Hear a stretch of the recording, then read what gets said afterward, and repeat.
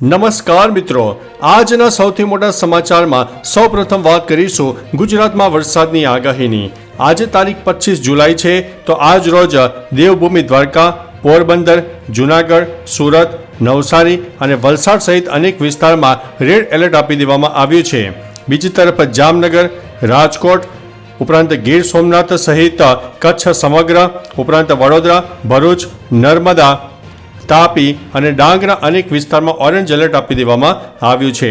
એટલે કે મિત્રો 1 ઇંચથી લઈને 8 ઇંચ કરતાં પણ વધારે વરસાદ આ જે તે વિસ્તારોમાં થઈ શકે છે। બીજી તરફ મિત્રો જે યલો એલર્ટ છે તેની અંદર હળવા મધ્યમ વરસાદી ઝાપટા ચાલુ રહેશે। એટલે ગુજરાતમાં સાર્વત્રિક વરસાદનો માહોલ છવાયો છે, કારણ કે જે બંગાળની ખાડીનું લો પ્રેશર હતું તેની ટ્રફ રેખા છેક રાજસ્થાન સુધી જોવા મળી છે, જેના ભાગરૂપે થઈને ગુજરાતમાં એક વરસાદી વાતાવરણ પણ સર્જાઈ ગયું છે। આગામી મિત્રો 24 થી 48 કલાક ખાસ ગણીને ચાલુ, ત્યારબાદ વરસાદની તીવ્રતામાં સામાન્ય ઘટાડો પણ થઈ શકે છે। મિત્રો અન્ય મહત્વના સમાચારની વાત કરીએ તો વીજળી પડતા 2 સગી બહેનોના મોત થયા છે। સુઈગામ તાલુકાના નવાપુરા ગામની સીમમાં આકાશી વીજળી પડતા 2 કિશોરીઓના મોત થયા છે। શ્રમિક પરિવારની 8 વર્ષની અને 15 વર્ષની કિશોરીનું મોત થતાં નાના એવા ગામમાં શોકનું મોજું ફરી વળ્યું છે। બંને બહેનો ખેતરમાં ઘરની આગળ પસાર થઈ રહી હતી ત્યારે અચાનક વીજળી પડી હતી। મૃતક આરતી અને ખુશી ગામની જ પ્રાથમિક શાળામાં ધોરણ 7 અને ધોરણ 8માં અભ્યાસ કરતી હતી। મિત્રો અન્ય મહત્વના સમાચારની વાત કરીએ તો સુરતમાં 37 વિદ્યાર્થીઓ ફસાતા રેસ્ક્યુ ઓપરેશન કરવામાં આવ્યું હતું। સુરતમાં ખાડીપુરમાં 37 વિદ્યાર્થીઓ ફસાતા દિલધડક રેસ્ક્યુ કરાયું છે, જેમાં 4 છાત્રાલયનો સ્ટાફ પણ ફસાયો હતો, જેને ધ્યાનમાં લઈને સુરત ફાયર વિભાગે દિલધડક રેસ્ક્યુ કરીને તમામને બચાવ્યા હતા। આદર્શ નિવાસી કુમાર છાત્રાલયમાં 41 લોકોનું રેસ્ક્યુ કરાયું હતું, જેમાં ફાયરની ટીમે બોટ મારફતે તમામનું રેસ્ક્યુ કર્યું છે। મિત્રો અન્ય મહત્વના સમાચારની વાત કરીએ તો પૂરગ્રસ્ત જામનગર, દ્વારકાનું સીએમ દ્વારા હવાઈ નિરીક્ષણ કરવામાં આવ્યું છે। છેલ્લા કેટલાય દિવસોથી અનરાધાર વરસાદના કારણે સૌરાષ્ટ્રની સ્થિતિ કફોડી બની છે। ખાસ કરીને દેવભૂમિ દ્વારકા અને જામનગર જિલ્લામાં વરસાદે આફતનું સ્વરૂપ લીધું છે। રાજ્યના મુખ્યમંત્રી ભૂપેન્દ્રભાઈ પટેલે દેવભૂમિ દ્વારકા અને જામનગર જિલ્લાના વિવિધ વિસ્તારોનું હવાઈ નિરીક્ષણ કર્યું હતું। તેમણે ભારે વરસાદને કારણે સર્જાયેલી પરિસ્થિતિનું અવલોકન કર્યું છે।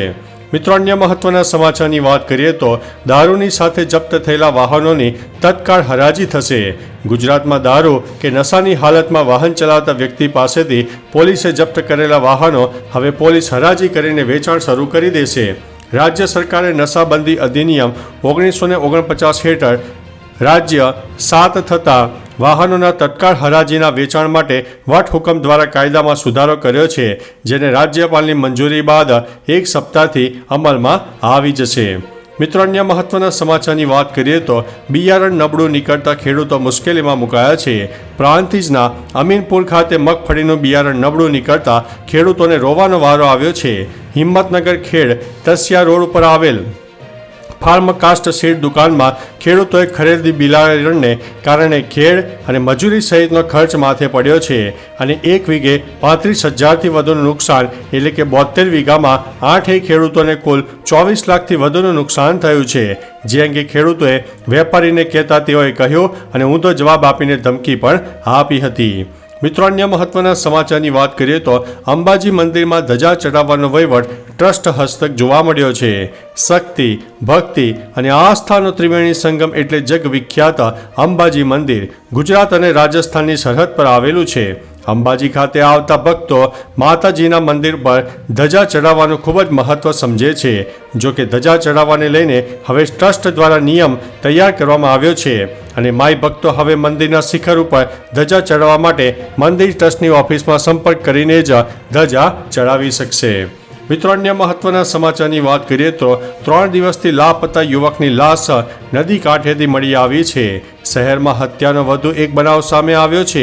નવા થોરાડા વિસ્તારમાં શનિવારે રાત્રે ગુમ થયેલા નીતિન સોલંકીની આજી નદી કાંઠે પથ્થરના ઘા માથામાં મારીને હત્યા કરેલી લાશ મળી આવ્યા બાદ તેનો ભેદ થોરાડા પોલીસે ગણતરીના કલાકોમાં ઉકેલી નાખ્યો છે।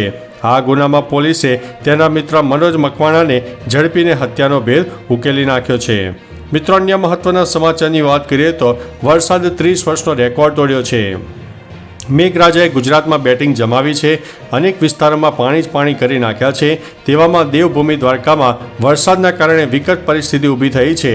તાજેતરમાં વરસેલા વરસાદે દ્વારકામાં 30 વર્ષનો રેકોર્ડ તોડ્યો છે. દેવભૂમિ દ્વારકા જિલ્લામાં 31 ઇંચની કુલ સરેરાશ સામે 50 ઇંચ વરસાદ માત્ર 6 દિવસમાં ખાબકી ગયો છે. ખાસ કરીને દ્વારકા અને જામકલ્યાણપુરના ગામડાઓમાં ભારે વરસાદ થયો છે.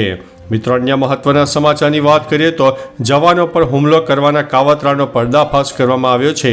છત્તીસગઢના કોંડાગાંવ જિલ્લામાં સૈનિકોએ 10 કિલોનો આઈઈડી બોમ્બ જપ્ત કર્યો છે. સર્ચ દરમિયાન જવાનોએ જંગલમાંથી નક્સલવાદીઓ દ્વારા લગાવવામાં આવેલા આઈઈડી કબજે કરીને તેનો નાશ કર્યો હતો. પેટ્રોલિંગ દરમિયાન પોલીસ દળોને નુકસાન પહોંચાડવા માટે ઐરાગાંવ અને કોટકોડા તમોરા વિસ્તાર વચ્ચે આઈઈડી લગાવવામાં આવ્યો હતો, જેનો કાળજીપૂર્વક નાશ કરાયો છે. મિત્રો, અન્ય મહત્વના સમાચારની વાત કરીએ તો ગુજકેટ પરીક્ષાની તારીખ જાહેર. ગુજરાત માધ્યમિક અને ઉચ્ચતર માધ્યમિક શિક્ષણ બોર્ડે ગુજરાત કોમન એન્ટ્રન્સ ટેસ્ટ 2025ની પરીક્ષાની તારીખ જાહેર કરી છે. જણાવી દઈએ કે ગુજકેટ 2025ની પરીક્ષા 23 માર્ચ 2025ના રોજ લેવામાં આવશે. આ ઉપરાંત ગુજકેટ 2025 માટે એપ્લાય કરવાની ઓનલાઈન ભરવાની તારીખ પણ અને પ્રક્રિયાની માહિતી તમને બોર્ડની વેબસાઇટ www.gseb.org પર જાહેર કરાશે, જેમાં આ પરીક્ષા 3 કલાકની રહેશે. મિત્રો, અન્ય મહત્વના સમાચારની વાત કરીએ તો ચોથા માળથી કૂદવા જતી યુવતીને બચાવી લેવાઈ છે. અમદાવાદમાં ફાયરના જવાન દ્વારા દિલ ધડક રેસ્ક્યુ કરવામાં આવ્યું હતું. જણાવી દઈએ કે વટવા પાસે આવેલા ફ્લેટના ચોથા માળેથી યુવતીએ પોતાનું જીવન ટૂંકાવવાનો પ્રયત્ન કર્યો હતો. જે બાદ ફાયર વિભાગને જાણ કરાતા આ યુવતીનું રેસ્ક્યુ કરાયું છે. આ ફાયર ફાઇટરે જીવના જોખમે યુવતીનો જીવ બચાવ્યો છે. પ્રાપ્ત માહિતી મુજબ આ યુવતી માનસિક તણાવમાં રહેતી હતી, જેથી તેણે આ પગલું ભર્યું હતું. મિત્રો, અન્ય મહત્વના સમાચારની વાત કરીએ તો નેપાળને 82 રને હરાવીને ટીમ ઇન્ડિયા સેમીફાઇનલમાં પહોંચી ગઈ છે.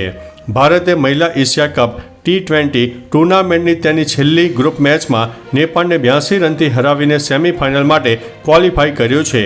3 વિકેટે 178 રન બનાવ્યા બાદ ભારતે નેપાળની ઇનિંગ્સને 9 વિકેટે 96 રન પર રોકી દીધી હતી. ભારતે 3 મેચમાંથી 3 જીત સાથે ગ્રુપ એમાં ટોચના સ્થાને રહીને સેમીફાઇનલમાં પ્રવેશ કર્યો હતો. મિત્રો, અન્ય મહત્વના સમાચારની વાત કરીએ તો અમેરિકન મહિલા સાથે સાયબર ફ્રોડ. ફેડરલ તપાસ એજન્સીએ સોમવારે રાત્રે પ્રિવેન્શન ઓફ મની લોન્ડરિંગ કેસની જોગવાઈઓ હેઠળ આરોપી લક્ષ્ય વીજની અટકાયત કરી હતી. જે અંગે ઈડીએ સાયબર ફ્રોડના એક કેસમાં મોટી કાર્યવાહી કરી છે. આ આરોપીની દિલ્હીથી ધરપકડ કરવામાં આવી છે, જ્યાં ઈડી કસ્ટોડિયલ પૂછપરછ માટે તેના રિમાન્ડની માંગ કરશે. મિત્રો, અન્ય મહત્વના સમાચારની વાત કરીએ તો નીટના 4 લાખ વિદ્યાર્થીઓના ગુણ ઘટશે. નીટ યુજી પરીક્ષા કેસમાં સુપ્રીમ કોર્ટે પોતાનો ચુકાદો આપ્યો છે. આ નિર્ણય બાદ નીટની પરીક્ષા આપનારા 4 લાખથી વધુ વિદ્યાર્થીઓના 4 માર્ક્સ ગુમાવશે.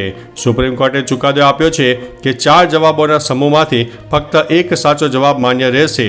એટલે કે હવે ટોપરની સંખ્યા 61 નહીં રહે. નીટના પેપરમાં 61માંથી 44 વિદ્યાર્થીઓ એવા હતા જેમણે 2માંથી એક જ સાચો જવાબ આપ્યો હોવા છતાં પણ પૂરા માર્ક્સ મેળવ્યા હતા. હવે ટોપર્સની સંખ્યા 17 જ રહેશે. મિત્રો, અન્ય મહત્વના સમાચારની વાત કરીએ તો વધુ એક વ્યક્તિના મગજમાં ઇમ્પ્લાન્ટ થશે ચિપ. એલોન મસ્ક ટૂંક સમયમાં અન્ય વ્યક્તિમાં ન્યુરાલિંક બ્રેઇન ચિપ ઇમ્પ્લાન્ટ કરવા માટે જઈ રહ્યા છે. આ વર્ષની શરૂઆતમાં કંપનીએ આ ચિપને પ્રથમ વખત માણસમાં સફળતાપૂર્વક ઇમ્પ્લાન્ટ કરી હતી. તે વ્યક્તિનું નામ નોલેન્ડ અર્બોગ છે, જે આ દિવસોમાં સ્વસ્થ જીવન જીવે છે. લકવાગ્રસ્ત નોલેન્ડે કોમ્પ્યુટર માઉસના કર્સરને ફક્ત તેના મગજથી નિયંત્રણ કર્યું છે. આ ચિપની મદદથી માણસ પોતાના મનથી કોમ્પ્યુટરને સૂચનાઓ પણ આપી શકે છે. તો ચાલો મિત્રો, ફરીથી દેશ અને દુનિયાના સુપરફાસ્ટ સમાચાર લઈને મળતા રહીશો. ત્યાં સુધી અમને રજા આપશો. નમસ્તે.